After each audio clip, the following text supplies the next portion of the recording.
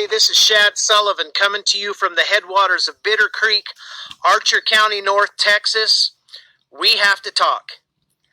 State officials will be assisting to help identify potential alternative markets if a producer is unable to move animals, and if necessary, advise and assist on depopulation and disposal methods. Ladies and gentlemen, we are plowing under vegetable crops from coast to coast. We are euthanizing millions of chickens. We are aborting sows and burying feeder pigs. We are dumping milk by the hundreds of thousands of gallons, and now they are preparing us to depopulate the fat cattle ready to harvest because of a bottleneck created by the effects of COVID. This thing hasn't been created by COVID, but the effects of COVID and the logistics therein. We are in trouble. Our food supply is in trouble, and I am appealing to producers and consumers across the nation to start calling. Yesterday, the first shipment of imported beef from the country of Namibia hit the shores of the United States of America. And yet this morning, they are telling us to prepare to euthanize harvest-ready cattle. Am I the only one that sees a problem in this? It is time we get the American people back to work. It is time we get money flowing. It is time we get food on the shelves. Because if you're not concerned about this food supply problem, you better be. We have a huge supply and demand of food across this nation. We can feed the world ourselves, and yet we're destroying our harvests. At the same time, we are importing beef from other countries, beef that is less regulated than our beef, less safe, not as high quality a product, and yet it's happening. At the same time, they are preparing for us to euthanize our harvests. Does that make sense to America? For the last 10 years, we have been pressed to be sustainable. I've said all along, sustainability is a fraud. And right now, we're being forced to destroy our harvests. That doesn't sound like sustainability to me. It is time we get back to work. It is time the American people force the government to listen to us. We are of, by, and for the people. This is not Nancy Pelosi's country. This is not Donald Trump's country. This is your country, and you're going to go hungry. We must get regional and local packing houses up and going. Do we have to have those big packing plants? You bet we do, and they need to be running right now. You as a consumer are in trouble. My dad told me years ago the best thing that would happen to America is if everybody had to sit in the dark, cold, and hungry, and that would wake them up. Well, I think it's coming. We're in a dangerous position, ladies and gentlemen. We need to get going on this today, not tomorrow, today. You need to be calling your legislators. We need to be opening up the country. Your food supply is in danger. Ranchers are going broke every day. We're doing all we can to stay here. We are in crisis in America. This is a crisis. This is a national crisis. And everybody's just sitting back enjoying their time off, enjoying that $1,200, not knowing that overnight you're going to go hungry. It's coming. My apologies for my tone. I'm worried about my country. All right, I'm going to give all praises, honor, and glory to Yahweh, Bashim Yahushua, Bashim Gadash. Double honors to the apostles of GMS and the sincere shalom to the brothers out here pushing this truth and sincerity. And as you can see, this was a clip. Hold on. This was a clip going into the title is called Starvation is Coming, Rancher Explains. And I mean, there's a lot of things to nitpick at this, but just to get to the point that even I was looking at the comments before I started this, and a lot of people is pretty much afraid now. And this is one of the things that why I go into Jeremiah 11:4, where it's talking about pray not thou for this people, because and that scripture talking about our people, and that's what I'm going into. But our people is, as he's saying, is relying on that $1,200, thinking everything's gonna be okay, and overnight you're gonna go hungry. And this guy thinks that we can actually do something about that. No, we can't. Well, there's really nothing we can do because this isn't our society. And a lot of, I would say, quite a few people in the comment boards were saying that this society is not for us, and basically the things we've been saying for the longest time. So I'm gonna just jump into the scripture. This is Proverbs 29:25. It says, "The fear of man bringeth a snare," and we can clearly see that. Like our people is just fearing left and right, and now we see what it's getting them. Like we've been telling them for the longest time, wake up. It was never meant to be though, but we kept telling them to wake up, do the right things. Yeah, you always like to say, be the best you can be. Well, that depends on how you phrase that term, because being the best you can be is being a nigga in this society. But it says, but whoso, that means for us the 2/3, Salaki. But it says, but whoso putteth his trust into the Lord, and the Lord shall be safe. And that's what we're doing on the righteous side. We're putting our trust into the Lord. And of course, yeah, we're gonna know that we're gonna be afraid, and because everything's gonna change. But it's not the same fear as what our people is gonna go through.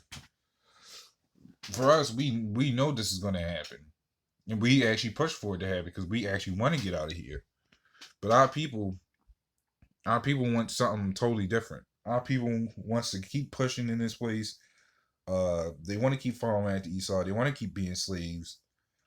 The American way is what our people want. The Americans think that we can make a difference when we kept telling them that you can't.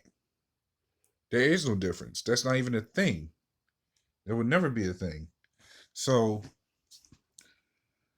Isaiah 24:11, it says, "There's a crying for wine in the streets. All joy is darkened. The mirth of the land is gone." And this video also shows it. Like, and as far as I'm reading the comment boards, nobody's happy. No one's feeling relaxed or chilling. Uh, we're chilling because we know this is coming. But for these 2/3, they're in the uproar. For these other people that live here, the Americans, they are in the uproar. But like he says, these people thinking $1,200 is going to do them any good. Little do they know that $1,200 is actually further collapsing the economy, and that's the problem with all this. So, and it's a problem for them, but for us, it's been great. It's been great. We're waiting for Esau to further push this place into a ditch. This is Ecclesiastes 12:4. It says, "And the doors shall be shut in the streets when the sound of the grinding is low." And I wanted to get to that part more importantly, but it says the doors shall be shut in the streets. That's what's happening now. A lot of even the malls are closed, the schools are closed, a lot of places are closed. They talking about reopening America, but they gonna it's just gonna still come back to the same results. When the sound of grinding is low, that's because their money's not flowing in no more. As they saying as the guy was saying, they running under the fields. They're plowing under the fields, which means they're losing money. they in high demand of stock. They they no one's making any money really.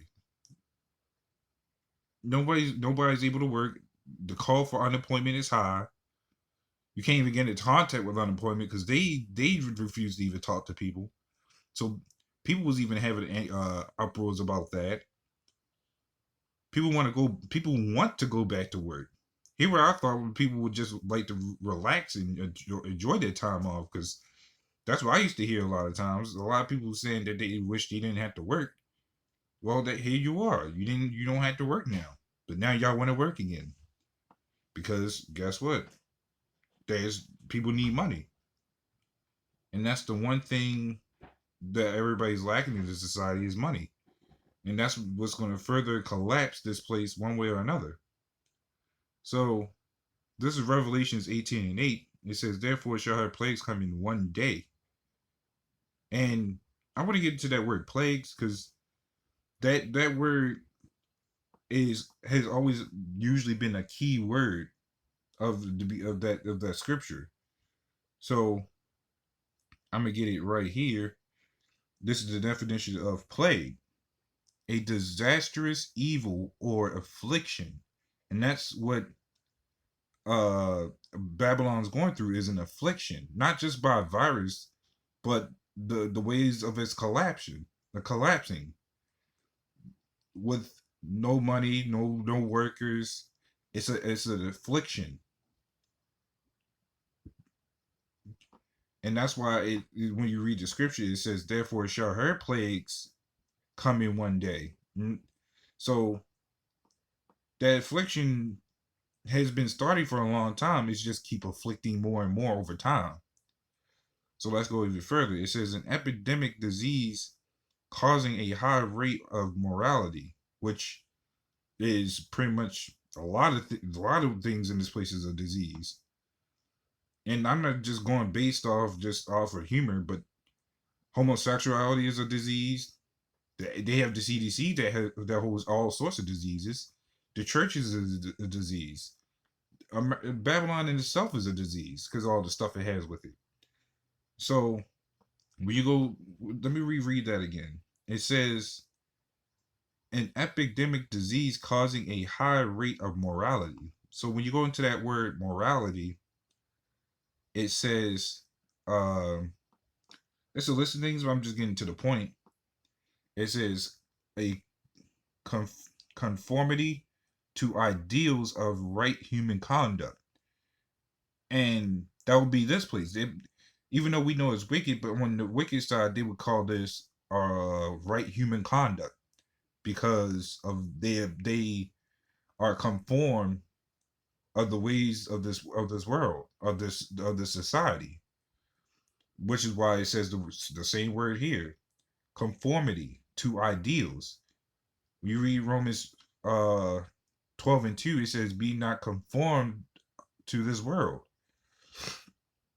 So the word says it right here, conformity to ideals, meaning they're following the American way. So this, when we reread it again, it says an epidemic disease causing a high rate of mortality, and that's what it's doing is when this happened, this whole pandemic, it started making our people more bugged out. It started pissing people off. It started making people angry, scared, or even too ignorant, as I should say, like too oblivious to even try to realize it, because our people had such a normacy bias. But I'm gonna get back to the scripture. It says, "Therefore shall the plagues come in one day," meaning in this era, death and mourning and famine. And that's what we're seeing a lot of is, well, this place has had a lot of death. This place was built off of death. But these diseases are going to start killing people left and right. Esau is going to start killing people left and right. Race wars is going to start killing people left and right. People's already mourning because a lot of people's already dying from this. All over the world as it is. I've got certain places, but they had to bury the dead in parks, or they had to leave them inside the houses because there was no way to bury them. And it says famine as this guy is going into the video. We're coming upon a famine, and people will try to be oblivious to it.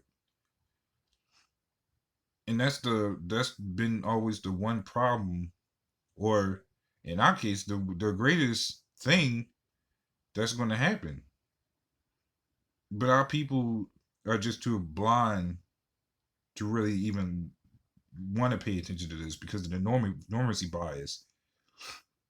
Trump talking about opening America. These people are already acting like America's already opened again. Because I'm seeing people left and right coming outside.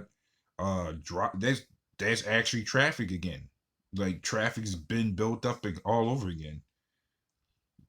We go down to camp. There's a lot of people outside. It was like America's not even open yet, but yet here they are acting like as if everything went to normal. But yet you still have to come outside and wear a mask just to go to the store. And at this point, we say, go ahead, Esau. Go ahead, Trump. Keep pushing it. We want you to reopen this place just so it can fall again. I mean, just so it can get worse. But that's why I wanted to get into this topic. Again, this video is starvation is coming. Rancher explains, and you could pretty much hear you could pretty much see and hear the pretty much the fear in him that he ain't able to pretty much do what he wants to do now. And that's going to be the same way with a lot of our people, or all of this place, because the next new normal will be this place crumbling when everybody has to fend for themselves. That's going to be the next new normal. So with that, shalom and death to this place.